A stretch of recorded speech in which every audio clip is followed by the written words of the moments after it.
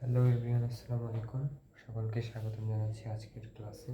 So আমরা সারা জীবন পিথাগোরাসের উপপাদ্য ব্যবহার করে এসেছি ক্লাস 8 থেকে 9, 10, কিন্তু আমরা জানি না এই উপপাদ্যটা কোথা থেকে এসেছে। তো আজকে আমরা খুবই ছোট্ট একটা উপপাদ্যটা একেবারে সহজভাবে বোঝার চেষ্টা করব এই প্রমাণটা পিথাগোরাসের উপপাদ্যের। সো আমি এখানে একটা সমকোণী ত্রিভুজ নিছি। সো এই সমকোণী ত্রিভুজের আমি একটা বাহুকে ধরলাম এ, আর একটা বাহুকে ধরলাম বি এবং অপর একটি বাহুকে ধরলাম সি।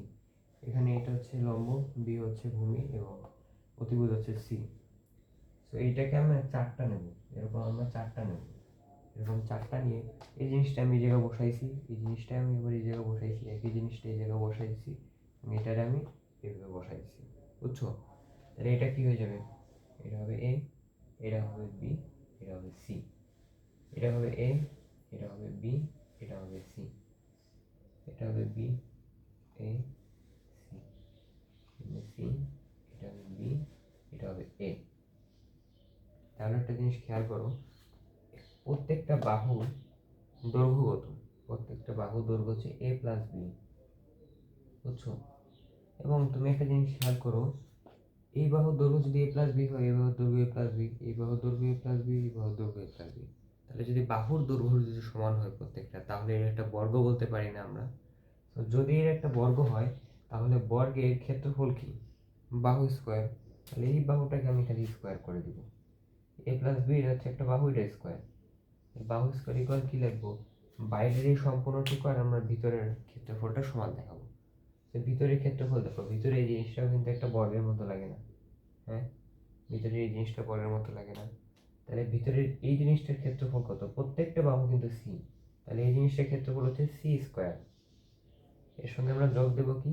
এই যে এই ভিতরে যে বর্গ আর বাইরে যে ত্রিভুজগুলো আছে, এই ত্রিভুজগুলো যোগ দেবো। এই ত্রিভুজগুলোর দেখো, এই ত্রিভুজগুলোর ভূমি কিন্তু বি, এই ত্রিভুজগুলোর উচ্চতা কিন্তু এ, ভূমি বি আর উচ্চতা এ। তাহলে ত্রিভুজের সূত্র কি? চারটা ত্রিভুজ, তাহলে 4 ইন্টু ত্রিভুজের সূত্র কি? সমকোণী ত্রিভুজের ক্ষেত্রফল নির্ণয় সূত্র হাফ ইন্টু ভূমি ইন্টু উচ্চতা। হাফ ইন্টু ভূমি ইন্টু উচ্চতা, ভূমি হচ্ছে বি, উচ্চতা হচ্ছে এ। তাহলে দেখো তো, এখানে আমি এ প্লাস বি স্কোয়ার কি লিখতে পারি? A square plus 2ab plus B square. আর এখানে আমার সি স্কোয়ার থাকতেছে, 4-এর সঙ্গে হাফ চলে গেলে থাকে 2, তাহলে থাকছে 2ab। এই যে 2ab, এখন দেখো ওই পাশে 2ab কাটা যায় না, তো ওই পাশে যদি 2ab কাটা যায়, তাহলে আমি লিখতে পারি a square plus B square plus equal C square. আমি কিন্তু এখানে কিন্তু এটাকে কি ধরছিলাম? এটাকে লম্ব, এটাকে ভূমি, এটাকে অতিভুজ। তাহলে দেখো, লম্ব স্কোয়ার প্লাস ভূমি স্কোয়ার ইকুয়াল অতিভুজ স্কোয়ার। ধন্যবাদ সকলকে।